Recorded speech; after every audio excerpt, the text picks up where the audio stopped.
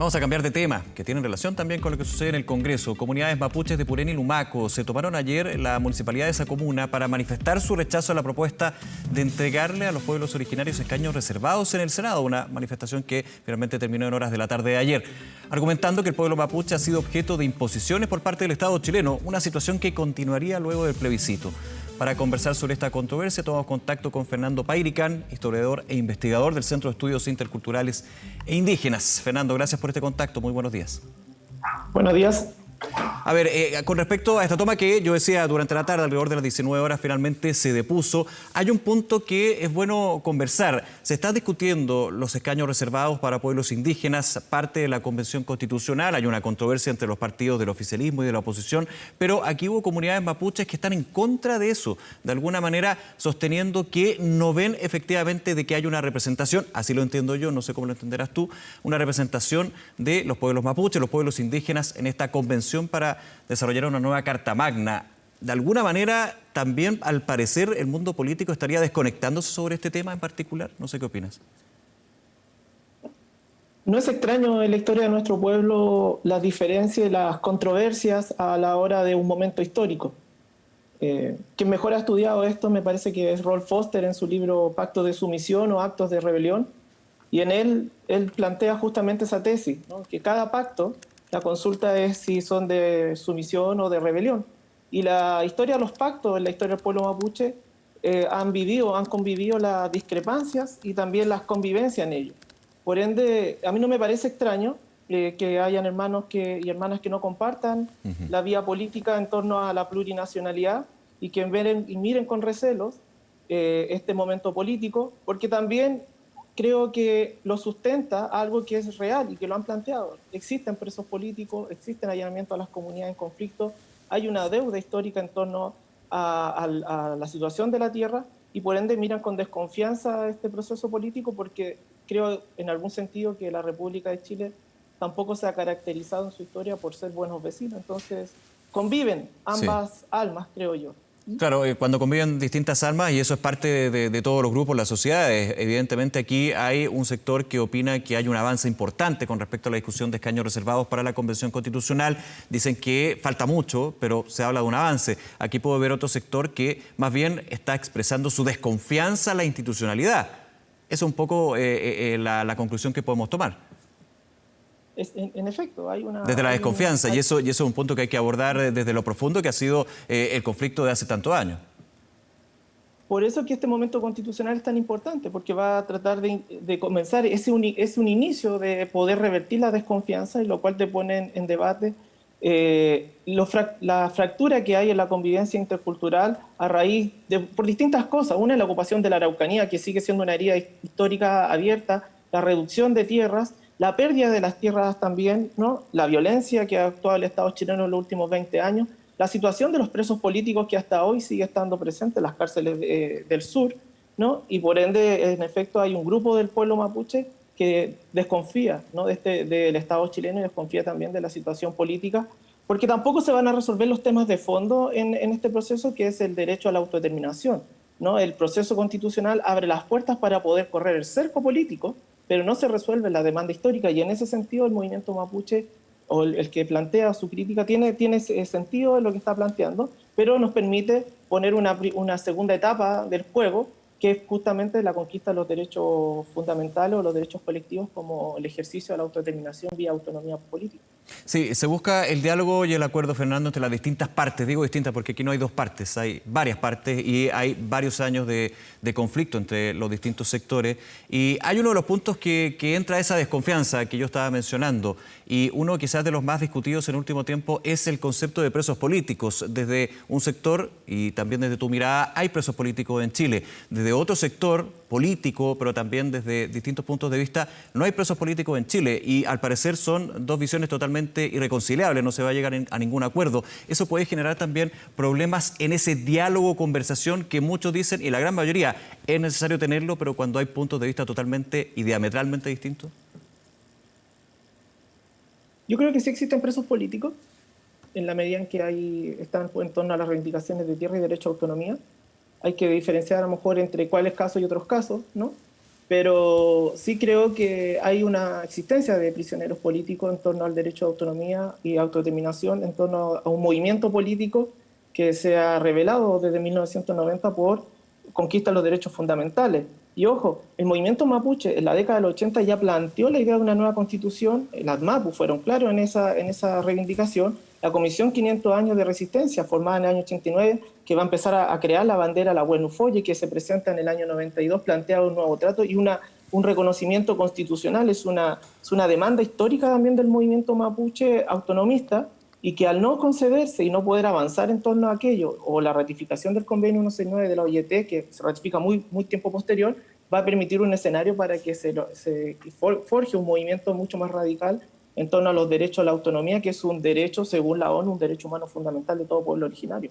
En ese sentido, el movimiento mapuche no ha luchado por algo distinto que no sea lo que está reconocido a nivel internacional como sus derechos colectivos, ¿no? Entonces creo que hay que entender esta compleja dinámica en que se está dando en torno a este nuevo proceso constitucional, en la cual estás debatiendo escaños reservados, pero tienes personas como Yura Seco hoy día en el Mercurio, que te plantea que una crítica sobre la sobrerepresentación supuestamente que generaría los derechos de los pueblos originarios, los escaños reservados, y por otro lado tiene la manifestación de una prisión política que responde a un viejo escenario en torno a la ausencia de derechos colectivos.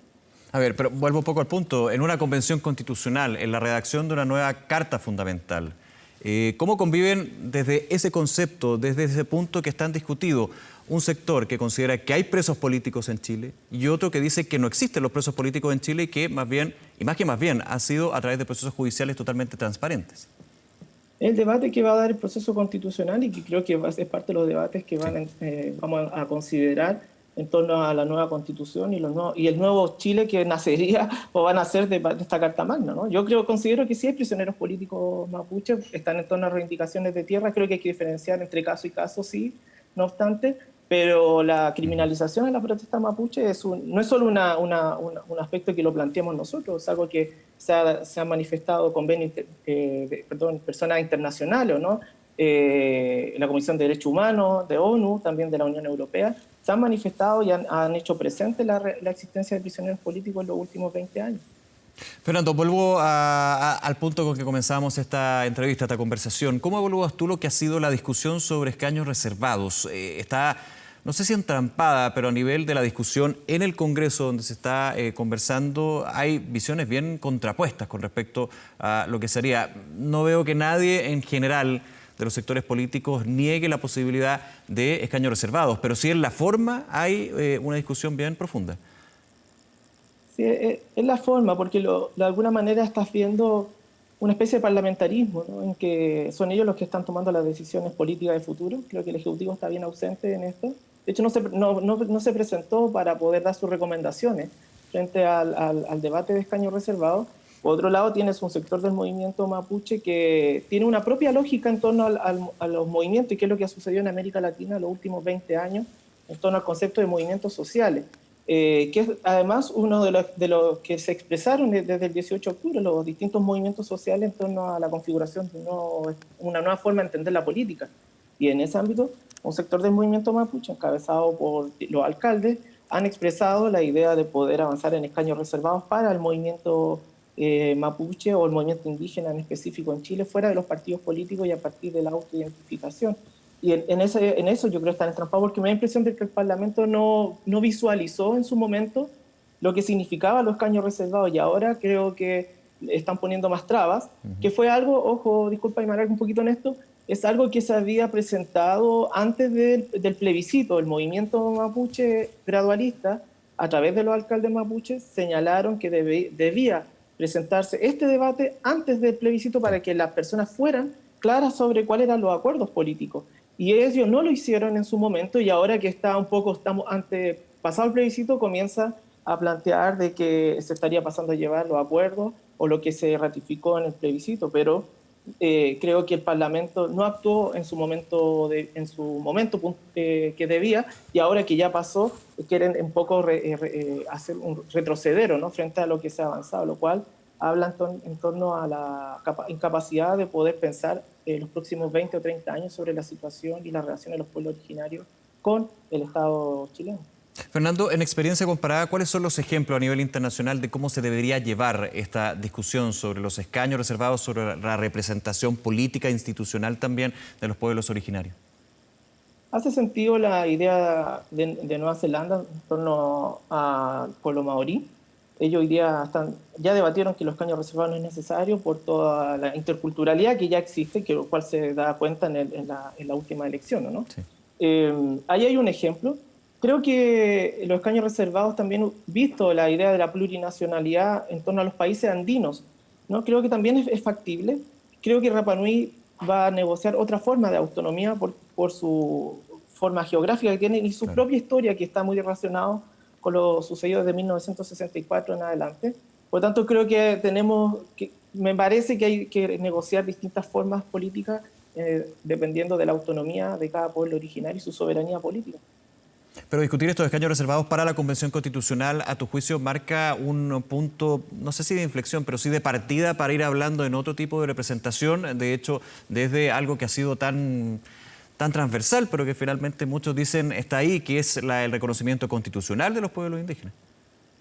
Yo creo que el uso de los escaños reservados por parte del pueblo originario te permite una fuerza política autónoma y poder de alguna manera llevar a Chile en torno a los nuevos derechos colectivos del siglo XXI y sacarlo del siglo XX, en donde el indígena tiene que estar bajo la tutela de los partidos tradicionales, o también un poco creando comisiones de verdad histórica y nuevo trato de forma permanente, ¿no? Esto es un tema político, ¿no? Y la situación del pueblo mapuche, incluyendo la realidad de los presos políticos y la violencia que existe en el Gualmapu, es político. Y este es el momento político para poder cambiar ese escenario de los últimos 20 años. Si no, la continuidad de la expresión, de la violencia, de la cárcel, de lo no resuelto, ¿no? Vamos a crear nuevas comisiones de verdad histórica y nuevo trato para cuando tenemos hoy día la coyuntura política para poder avanzar en torno a los derechos colectivos de las distintas naciones originarias que están dentro de Chile. Fernando Pairicán, en los minutos que nos quedan, quiero tocar otro tema. El presidente de la República, Sebastián Piñera, se dirige a la región de la Araucanía y se habla de lo que podría ser la designación de un delegado, de un encargado especial para abordar el conflicto en la macrozona sur. ¿Cuáles son tus apreciaciones al respecto, más allá de la visita del presidente con el nuevo ministro del Interior, Rodrigo Delgado, de esta posibilidad de que haya una persona encargada para abordar los distintos focos? Y vuelvo al punto porque si uno hace memoria, esto también tenía nombre y se llamaba Plan Araucanía, había un ministro designado y que finalmente quedó nada. O muy poco, digamos, para ser justo. La política de futuro está pasando por el Parlamento. Me parece que el Ejecutivo está actuando de forma retrasada políticamente. Las veces que ha actuado el Ejecutivo en el conflicto mapuche ha sido para aumentar la violencia y la criminalización. Creo que son gran parte, este gobierno y el Ministerio del Interior, desde el ministro Chagui en adelante, han sido los responsables en torno a la violencia y la pérdida de la política para poder dialogar con los pueblos originarios. Parece que un gobierno que está muy a la defensiva, casi diría yo de salida, y por tanto lo que ellos hagan en torno a la Araucanía, que va a ser seguramente incrementar la violencia, como lo han hecho durante todo su gobierno, me parece que es una continuidad de algo que ya está obsoleto y que el futuro va a pasar en torno a la nueva Constitución y los derechos políticos que se puedan debatir en torno a lo que viene en los próximos años. Entonces me parece que un gobierno que está un poco a la defensiva, y ya lo diría yo un poco incluso de salida en torno a este debate político. Es decir, Fernando, y tomando un poco tus palabras, ¿tú crees que de aquí a cuando ya existe una nueva Constitución, porque va a haber un tiempo, un plazo de 2 años para que la Convención Constitucional funcione, ¿qué se hace entre medio? Son 2 años, es un tiempo bien largo. Yo, a lo mejor solicitarle al Ejecutivo que la violencia del Estado no ha resuelto nada en torno a la historia de los pueblos originarios ni del pueblo mapuche. Y que de hecho creo que han sido su forma de actuar a través de Carabineros de Chile ha aumentado la violencia y la desconfianza de parte de los sectores mapuches que se manifiestan justamente en Gualmapu crítico a este proceso político, porque sobre ellos y sobre ella está Carabineros de Chile, están los helicópteros que allanan las comunidades. Hay historias de violencia, ¿no? que ellos cuentan, están en los medios de información que han hecho el movimiento mapuche, y por lo tanto creo que lo único que hacen es agudizar un conflicto en el cual creo que la población en su conjunto está un poco agotada, ¿no? de la violencia tanto del Ejecutivo como también la violencia de parte del movimiento mapuche para poder resistir de alguna manera en torno a la violencia del Estado. Fernando Pairicán, como siempre, muchísimas gracias por acompañarnos y esta conversación en Canal 24 Horas. Que tenga buen día.